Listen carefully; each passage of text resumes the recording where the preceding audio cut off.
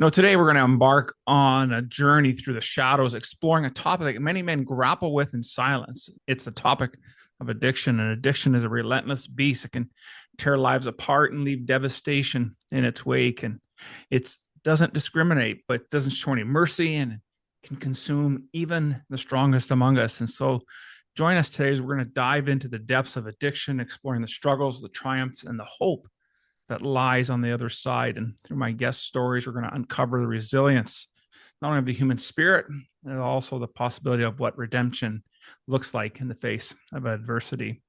And before we get into today's episode, let's come to grips about another thing, is that inevitably there will come a time when we will hit a wall. And whether that's a marriage that's not working, or a career or business that's stagnated, or maybe your personal life is just flatline. So if you're dealing with any of these or a combination of them, and you're finally fed up with where your life's at, then allow me to help you get clear about what needs to get done and how to go about doing that so you can live a life when you were meant to live.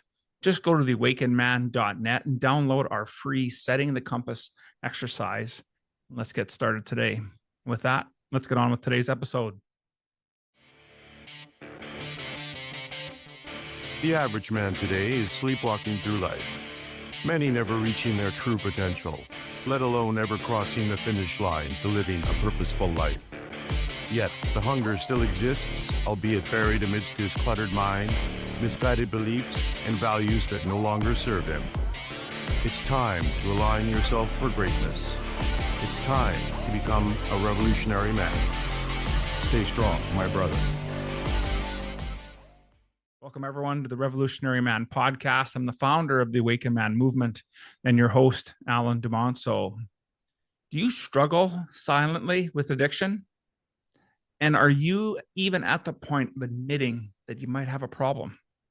When addiction is present, it can become very affected in all parts of our life. It's a journey not only of hope, anger, frustration, and it bears the soul of everyone that's involved in it, as each player has to reveal to themselves the part and the impact that they're having on the decisions that are being made. Once these decisions are painless, and regardless of whether you are remain in that fight or if you're going to choose to play the scars that remain on all of us, then you need to make a different decision. So how do we go about surviving as addicts? So how do we salvage our lives, and how do we repair relationships? So these are just some of the questions we're going to dive into today's conversation. So allow me to introduce my guest. Today I have the privilege of sharing the story of Logan Hufford, a man who battled the grip of addiction and emerged victorious. He was born and raised in breathtaking landscapes of Alaska, and I can say that is for sure about their only once just gorgeous part of this world. And Logan's life seemed to be totally idyllic when you think about it on the surface. Yet beneath that veneer of all the normalcy lurked a painful struggle. It was a battle of sex addiction that created and threatened and to unravel everything that he held so close to himself. And for years, Logan found himself ensnared in a cycle of destruction, his marriage and his very existence hanging by a thread. And by 2016, the glimmer of hope had finally emerged. And it was through the grace of God that the journey of recovery that Logan found redemption. So today, he stands as that testament of the power of resilience, faith, and the transformative journey of recovery. Welcome to the show, Logan. How are things, my friend? Things are good. I mean that. You can hear my voice. I'm not feeling very well, but I was not about to let this interview go by the wayside. You and I have had the toughest time. I've done about 100 interviews this year, and no one has had a tougher time with getting our schedules together than you and me. And I'm like, we're going to do this thing. But truly, to be able to say, yeah, I'm doing well. I woke up this morning, spent time with my boys, spent time with my wife. I'm here. I'm going to go home later and spend time with my family. And throughout it all, life's not perfect, but I don't have shame. I don't have a double life. I can make mistakes and know that I had healthy intentions. I'm not secretly living in darkness. So life is good. Oh, that's awesome to hear, brother. Like to hear that's this start for our show today. And so while we're going to talk a lot, we're going to talk obviously and touch on the idea of what it's like to be grappling with addiction. We're not necessarily going to spend much time in the nitty gritty and of it. It's more about you, the man, and how that transformation actually happens. So I'd like to start by asking, while I tease them, our audience, a little bit about what you've gone through. Tell us about, though, the time, that darkest time in your life when you knew things just needed to change. And what did you do about that? And how did that shape you into the man you are today? Yeah, the darkest season of my life really would be once I was married, once that threshold had been crossed. Because like my addiction and my unhealthy behaviors, addiction to pornography, chasing after attention from women, those things had started before I got married. But once I was married and I didn't stop, that's because I thought that I would stop. I thought that, okay, I'm like not making good decisions. I'm sowing my wild oats or whatever, but I'm not going to do that once I'm married. Like that'd be crazy. And then I kept doing it. And then pretty quickly we got pregnant with our oldest, Elijah. We had Elijah 11 months after we got married. So within a couple months of marriage, I got a pregnant wife. I've got my boy on the way, and I've already hired a prostitute. I've continually had affairs. I'm still struggling with pornography, and it's only getting worse. And from that point on, the next 5 years, it was a 5-year season of self-hatred, despair, complete hopelessness. The entire time I believed in the existence of God, but it was like, obviously I'm not cut out to be part of God's family, to be a Christian, because I just keep screwing up. I keep doing all this evil. It's not for me, obviously. It was just this whole wishing that God had never created me, wishing that Carrie had a different man for a husband, wishing that those boys, could have possibly had a different man for their dad. And that's such a dark place to live, but that's where I lived for a lot of years. Man, that's so painful. Just listening to that and hearing you go through that struggle and continue to work through that struggle. I think it's something that we don't ever totally fully overcome necessarily. I think there's always those scars that are left with us, as we talked about in the intro coming into this episode. And yet you still had enough of a glimmer of hope to turn towards your faith to help lift you from the place that you're at. And so when you think back about how this addiction started, let's go back into childhood. Do you think, were there any things that were happening in childhood that pushed you towards that or drawn you towards this type of lifestyle? Yeah, this is something that I have looked at so many times, whether it's through interviews like this, obviously in my recovery work. We did deep therapeutic work in the recovery program. And the short answer is not really. There's no perfect life. There's no perfect childhood, but like my childhood was a childhood where two statements that are these are very powerful statements. I know now, and yet these were both true. There was never a day in my life where I didn't feel loved. There was never a day in my life where I didn't feel safe. Like I realize now, most people cannot make those statements about their childhood, and yet I honestly can. And yet I still got into addiction. I still chased after more and different and more perverse, and I chased after sin. I chased after the highs, the dopamine hits, all these things.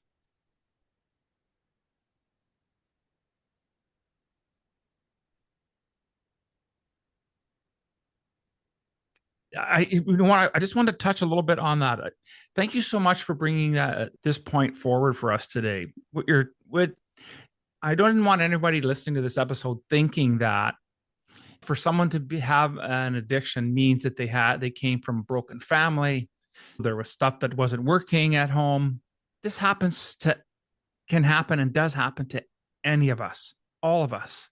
And so it's really important that we understand that when we're talking about addiction, that it isn't that there was something going wrong necessarily. What Right. the challenge is that we have, it's things that are within us, that are inside of us needs some nurturing and some work. And one of the things that, having dealt with that in my life and in my family, my oldest son is an addict. He struggles with making healthy decisions around drugs and alcohol, and is in and out of incarceration. And he's been like that since he was 16, so right through juvenile, and he's in his early 30s now. And as the parent or as a spouse, what do you think is going on for them? And how do you think that, as that person now who's, you're obviously involved deeply in the lives, what advice do you give for those folks that are struggling when they may have someone who's a family member who's an addict? In the family of an addict, on one hand, maybe I'll never know. But at the same time, I get glimpses of what that looks like, the struggle with codependency, the struggle with wanting to fix, that kind of thing. I'm sure there's tons of common denominators between being the spouse of an addict and being the parent of an addict, although there's definitely some strong differences too. And Yeah. I'll share a little bit from my wife, Carrie's perspective, and everything I'll share from her perspective is straight from her mouth. None of this is speculation or guesswork. This is all stuff that she would actively share in her testimony. For a long time, especially with my specific addiction, it wasn't just that I was choosing drugs over my family, choosing alcohol over my family, I'm choosing another woman to have sex with. That's a very strong addiction and betrayal and abandonment of family. And so she, for years, thought that I was choosing my addiction, choosing pornography and other women because she wasn't enough, because she must need to give me something different or give me something more. She needs to probably look different or be more available. She thought those things because that would be a logical assumption, right? Yeah. And that was a giant part of recovery for both of us, but especially for her, is recognizing, no, it wasn't about she's not enough or that I didn't love her, that she wasn't attractive. It's I trained myself to chase after new and different and more. And Carrie can't be that. She can only be herself. For a spouse, especially with sexual addiction. But I would imagine, this part is speculation, but I would imagine that those same principles are at play with other addictions. Somebody that's an alcoholic, it's not that the taste of alcohol tastes better than any other liquid. It's not that a drug addict, that being high is their favorite thing in the world. Now, there definitely are people where the taste of alcohol or the feeling of being high, but there's plenty of people where it's gone way past that point. It's not about enjoyment. It's about, this is how I live life. It wasn't, oh, I need to find someone who makes me feel better than Carrie makes me feel. It had nothing to do with that. Right. It was, I'm chasing after these hits, these highs, and the darker, the more forbidden, the more risky the behavior is, the bigger the high I get. It wasn't that somebody was better than Carrie. That's a huge part of it, is just recognizing it's not a math equation. This plus this equals this. No, it's not that at all. I'd gotten myself to a point where my limbic system was the overriding driver of my behavior, not my thinking brain. Prefrontal cortex was back there sleeping. It was my limbic system running things. And that's not to give me an excuse. That's not to say that I didn't know what I was doing or that it was my addiction that was choosing things. No, not at all. I fully reject that. I chose my decisions. But it is also true that the further I got into my addiction, the harder it became to make healthy choices. Yes. And that's a balance that I always hope that people can understand, especially folks outside of the addiction world, is both of those things are true.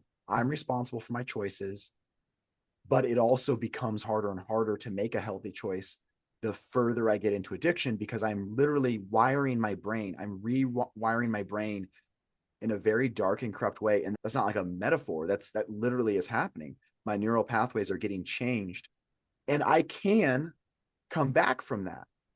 And that's a beautiful part about recovery, is that I can come back from that, but it's not going to be easy. There's no toggle switch that I can just flip off and go, okay, now I'm healthy again. It's going to take years of work. Sexual addiction specifically, it's 4 to 6 years, I think, is the range of 4 to 6 years of sobriety and active recovery is usually what it's going to take before somebody is unlikely to relapse. That's a long time and a lot of work. And so it takes a strong foundation to be able to do that work in. And so I'm really grateful to hear that you have that for you, because a lot of times that doesn't always exist for folks. And so it's important for all of us to understand. I'm glad that you're making the comment that two things can be true at the same time. Yeah. And because it is important to understand that that when your limbic system starts to take over and starts making decisions, it's become something that it's much more challenging. And it is not a simple 1+1 math equation. It's an incredibly complex equation, really, that you're trying to work through and understand. And I know that said that the definition of addiction is something that I can quit on my own. But then you were talked about, that doesn't always mean that you're necessarily going to take responsibility for choices, but you have been taking responsibility. You've been making that really clear in this, and that every time that there's a step forward, there might be a bit of a relapse, and then there's some more steps forward, and then it comes back. So the journey is never a straight line. Talk a little bit about some of those challenges that you faced, and what were some strategies that you used to help you keep yourself on the straight and narrow? Yeah, the nonlinear aspect of it is a huge part of it. And on one hand, I do see a little bit of the narrative sometimes, like on Instagram or in some resources for addiction, that where it's like, hey, relapse is just part of the journey. Relapse is just part of recovery. And on one hand, I don't want to like attack somebody just based on a meme that I saw, but there is a narrative out there that kind of says that. And I push back on that. Relapse is not part of recovery. Relapse is not an okay thing. If it happens, then yeah, the best thing I can do is jump back on the horse, jump back into group, jump back into conversation with mentors and sponsors, and work and keep working on myself, as opposed to, oh crap, I relapsed. I'm just the same old me. I'm no different. I'm never going to be healthy. So yeah, relapse is not an excuse to give up, but I do need to come to a point where I see relapse as an avoidable thing that I don't need to ever do again. And that's a far cry from relapse as a part of recovery. Now, unhealthy choices, I think it's safe to say that unhealthy choices are just going to be a part of life. Again, not that they're okay, but I'm going to make unhealthy choices. But here's the thing, the unhealthy choices that I have made and that I will make, the fallout from those choices, the consequences from those choices should decrease over time. And then the frequency between how often am I making those unhealthy choices should also, that should increase, right? In terms of between unhealthy choices. An example, that the first year of recovery, the first year of sobriety, of not acting out. So no porn, no sexual behavior with other women, no masturbation. That first year, I made some terrible choices and I put myself right up to the point of acting out. I remember one time I wanted to look up some artist or some song.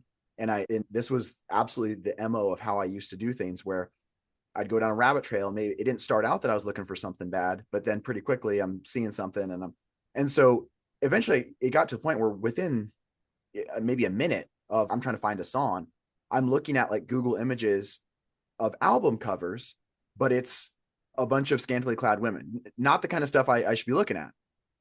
And I don't remember if it was 3 seconds of looking at that or 30 seconds, but within a matter of some seconds, I'm like, oh, this is not good. I need to stop doing this. And I clicked off of it and I did report that to my mentor. That's pretty extreme. That's right up there with, some people would even classify that as, okay, hey, we're going to chalk that up as you were looking at porn. So that was an unhealthy choice I made within that first year. It's been a long time since I've done something like that, but I still make unhealthy choices. If a pop-up ad comes up and I click off of it, but before I click off of it, I double take at that ad for just a quarter second, and then I click off it, that's still an unhealthy choice. And so the types of choices I make, I should be making less and less of them over time. And I shouldn't be doing the same stuff. Same thing with anger. I get angry still, but I'm not lashing out. I'm not acting out in rage the way that I used to several years ago. You asked about tools, some of the things I can do to own this stuff and to work on this stuff. The number one tool that I used in recovery, it was required of me because I was in basically a voluntary house arrest program. I had a lot of autonomy stripped away from me. I had to make a phone call every single day, and not a phone call that was just like to my mom or to my friend or to my brother-in-law. Not that there's anything wrong with that. This had to be a phone call that was outgoing. So it's not you calling me to check up. It's me taking the initiative to call a recovery brother, a brother or a sponsor, mentor, specifically in the recovery, to check in with how my day has been. Now, there's other ways that I can do that. It doesn't have to be on a phone call, but anything that I can do to download, to take all the stressor, not just sexual temptations, but all the stressors, all the frustrations, all the things I'm struggling with, all the types of things that in the past I've had trouble coping with. And I just put it out there, and bad decisions that I've made, temptations to make bad decisions. So I'm not talking about the football game on Monday night. I'm not talking about exciting weekend plans. I'm talking about the garbage that I struggle with. Right. And I'm owning my part. And then here's the key. After I am done getting current, if I'm getting current with Alan, I'm on the phone or we're at a meeting, I'm getting current with you.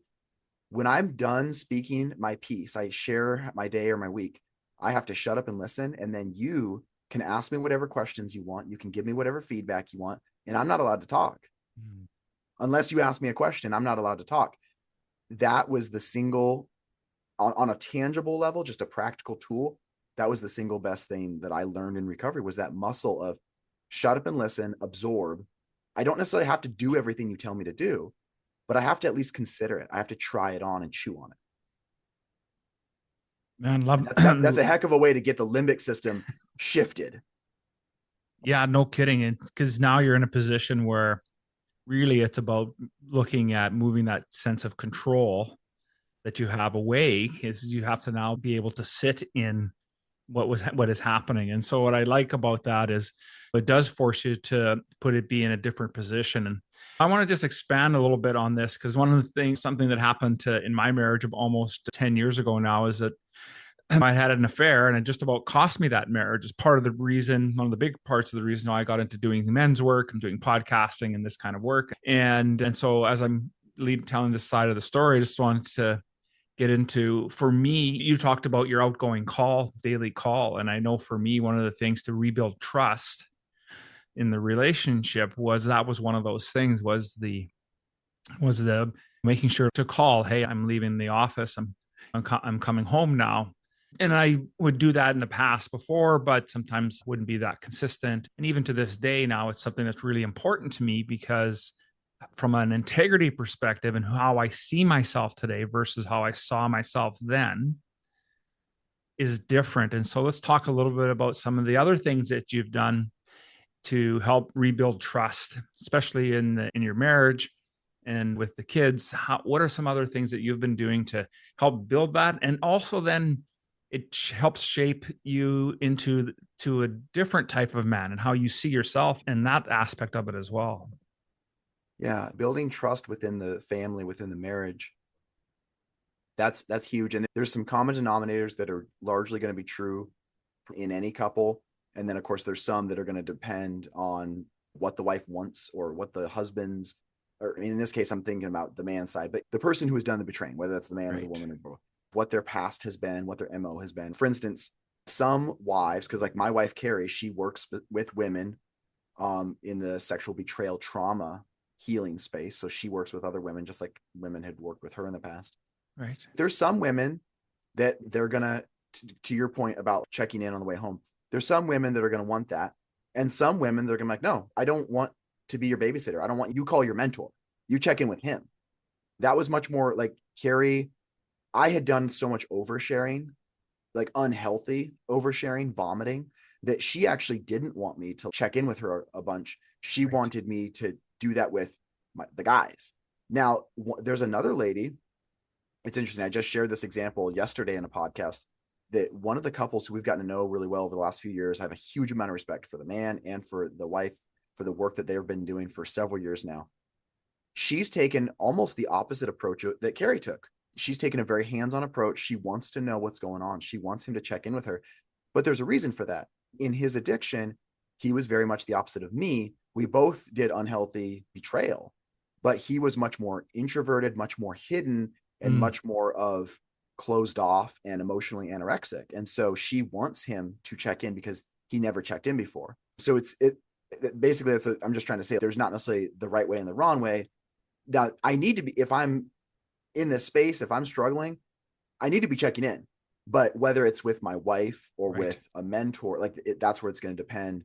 And it shouldn't be up to the addict. It shouldn't be up to the guy. It's up to the mentorship team and up to the spouse. Yeah. I mean, something I had to do, and this was my mentor's, this was his rule, that when he was working with me, I think it was for the first several months. Yeah. When I got to work, I had to text him a selfie. If I went to lunch, I'd have to text a picture of me at lunch, selfie, back to work, selfie, the whole 9 yards. Absolutely. And so with Carrie, even though she wasn't getting all the check-ins, she knew that I was checking in. And we were blessed where her mentor was my mentor's wife. So my mentor, Rick, and her mentor, Patty, were married. And so there was, if Carrie wanted to know something, there was a line of communication there. She knew that it wasn't that there weren't hidden secrets. It's just, I wasn't going to be pelting her with every single time I'm tempted. It's all that stuff was going to Recovery Brothers. When we're at the house, she's free to ask any question at any point. Just some of these things like should be obvious, but I'll definitely state them just to make sure that they're stated. My phone, obviously she knows my password. And I can tell you right now, it's not that often that she gets on my phone unless she's like using it to check something that like an app that I have that she doesn't understand. She doesn't get on my phone and like check my messages a bunch, but she absolutely has permission to at any given point. In my addiction, I wouldn't pair my phone up to the Bluetooth usually when we're driving, because I wouldn't want a call to come in or a text to come in and then she hears the ping over the speakers. So it's like, because I had all these different things in motion that I was trying to hide. And so just being able to have the phone face up or have the phone hooked up to the car stereo and not worry about it. Because if a call comes in or a text comes in, if it's from a woman or not, I'm not worried, because if it's from a woman, it's not from a woman that I'm doing anything inappropriate with. And so just that freedom, right? But yeah, Carrie, making sure that she is free to ask any question, because it's one thing, like I can tell my wife, hey, you can ask me whatever you want. Anything you want to know, I'll tell you. I can say those words. But then if she does that, she asks me a question. She checks in on a red flag and I get defensive, or I gaslight her, or I try to bully her. Then what am I doing? I told her she can ask me any question, but my body language and my verbiage and my actual behavior tells her, you can't ask me anything. I'm going to bully you. You're not free to ask anything. And I did that at various points in the past where I would get so defensive and I would try to gaslight her and bully her. And so she was taught very early in her recovery, don't go by what Logan is telling you and promising you. Go by his behavior, because his behavior over a period of time, that's what you can trust. And by God's grace, yeah, we're at a point where she can trust my words. We're also almost 9 years into recovery. It wasn't an overnight thing. No, for sure not. That's awesome. Those are great points for us to recognize, right? That then something's going to be different for the recovery process, is going to be different for each couple as we go through it. And yes, sometimes they want more of that check-in. I know for us, wasn't necessarily something that my wife asked for. It was something I felt I needed to do. Same idea with the phone. And to this day, here it is, be an open book. I think for some of us I would say I lean towards the introvert side of it. So in the past, I hadn't been great at expressing emotion or letting people know what was really going on with me. And so that's really been a work for my work to do that really has helped change. And it sounds like you recognize that shadow part of yourself that was getting you into positions where you weren't making healthy decisions was the piece that you needed to work on. And I think that's really key, that we understand that everyone's going to have a little different that's going to play a little different part in their life. And when you recognize that and you start to work on that, that's when momentum starts to change. And I want to come closer to today. What keeps you busy today? What do you work on today? What are the things that are top of mind for you? What keeps me busy is family. That's number one. And it's such a blessing because for the longest time, those years from June 4th, 2011, when I got married, or even going a few months beyond that, before that, all the way through early 2016. And that whole span, I felt a lot of shame about how I was as a husband. But I'll be honest, I felt even more shame sometimes about who I was as a dad. And I don't necessarily know why that is, or if that's like a good thing or bad, but it's accurate. Like I felt a ton of shame as a husband, but I think even more as a dad is I will never be able to lead these boys. I will never be able to mentor them, hold them accountable, teach them. I will never be able to love them holistically without all of this burden of shame. And so to be able to imperfectly, but genuinely, authentically love them and parent them is such a blessing. But family is a huge piece of it, but recovery is a giant piece of it. I don't do this for a living. I'm not a sexual addiction therapist or a sexual addiction coach for a living. Obviously, I do a lot of coaching just ministry wise, but this going on podcasts, doing my Instagram work, and then working with guys locally up here in Alaska. That's a huge part of my life, of Carrie's life. And I love basketball. That's like my one hobby. That's my me time. And that is my exercise. And that's my decompression is spend as much time as I can in the gym playing basketball. Love that. Love that. That's awesome. You were talking a little bit earlier about mentors, especially in your addiction recovery. And I think it's important when we have mentors that there's probably been a couple of things that they've said or they've done. Maybe it was an action, but think back to the mentors that you've had in your life and what's something that or a piece of advice that they've given you that has been so profound that it's still affecting you today. There's one thing that always stands out to me about my mentor, Rick Price, this was such a kick in the pants, and it was such a great way that God introduced me to him. We'd already met, but we met at a Celebrate Recovery group, and it was a surfacey group.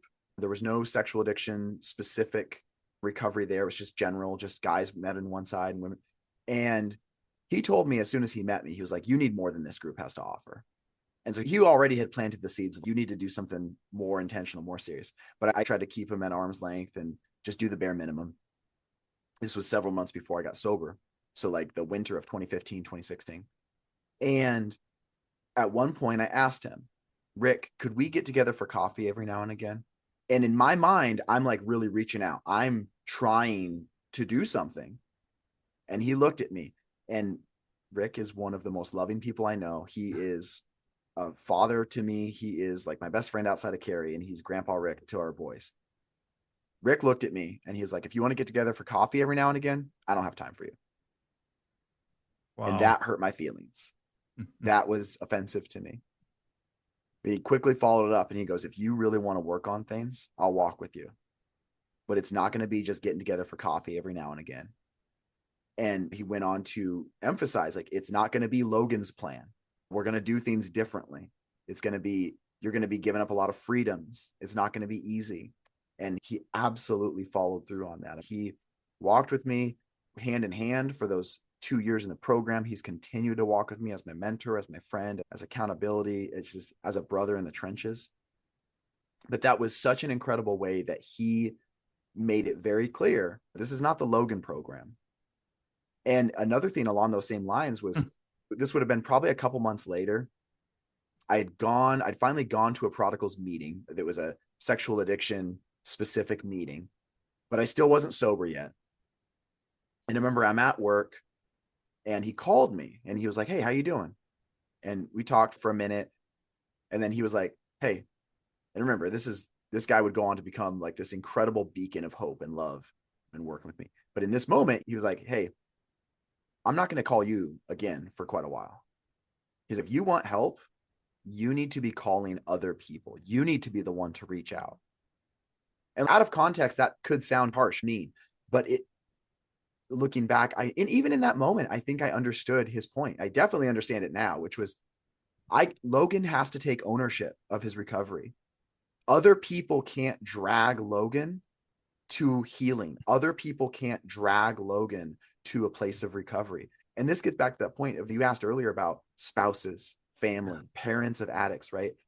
And that is such a hard truth to understand. but it is the truth. Nobody can drag, doesn't matter how much you love that person, how much you care, how many resources you may have, they have to experience enough brokenness and pain and desperation to where they want it for themselves. Man, that really hits home, Logan. As I said, as a father of an addict, and when I say to others, when I talk about it, when I go on shows, and I can't want my son's recovery more than he does. Like I want it more than him, but I can't want it for him. He has to do it. And until he chooses to do that, then I have my choices to make. Right. And so it's always a struggle. There's never one person involved when addiction comes in our lives and when things happen in our lives. There's lots of people who are affected. And what I hear about your story is that not only have you taken responsibility and ownership, but so has, it sounds like your wife Carrie has done that, especially your mentor Rick. Everybody has owned their piece, and it isn't necessarily the Logan program or plan, but you played an integral part of it because you were willing to show up. And so thank you so much for sharing that. And as we're coming to the close of the show today, if there was anything that we didn't get a chance to touch on, what would be a parting message you'd want our listeners to take with them?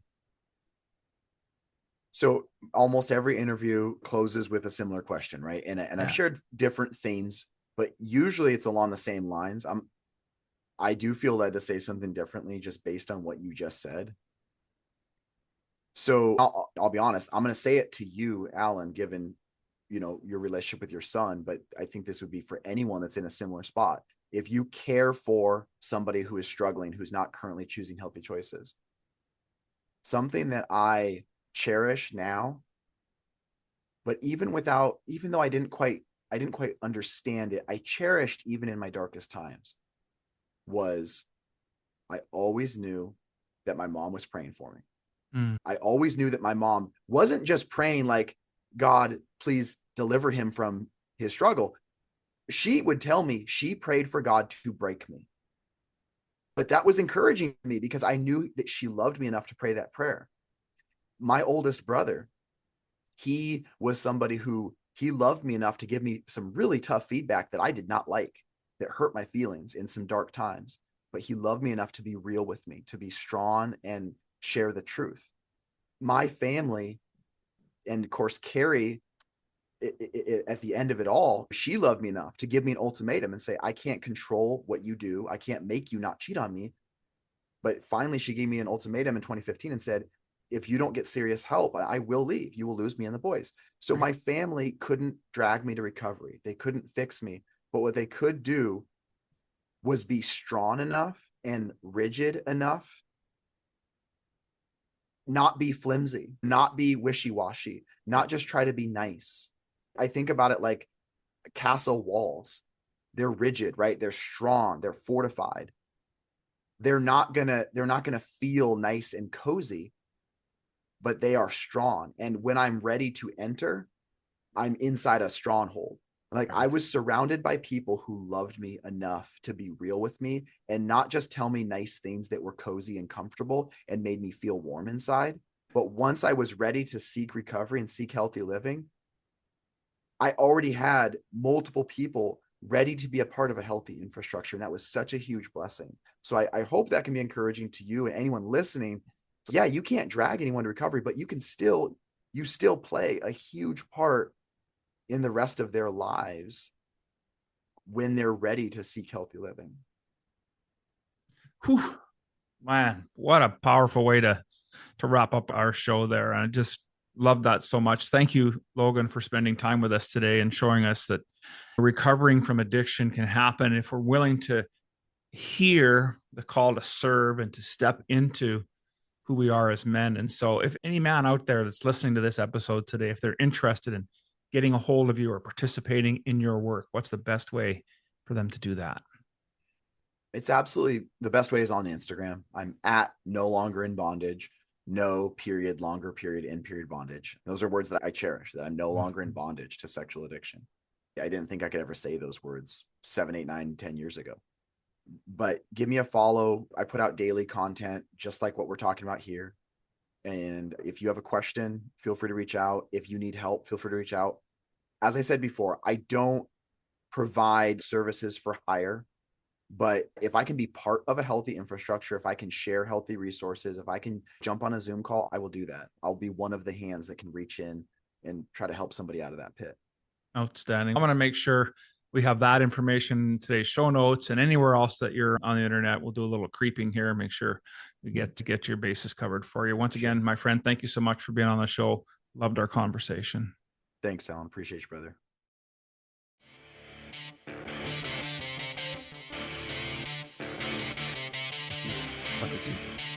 Thank you for listening to the Revolutionary Man podcast. Are you ready to own your destiny? To become more the man you are destined to be? Join the brotherhood that is the Awakened Man at theawakenedman.net and start forging a new destiny today.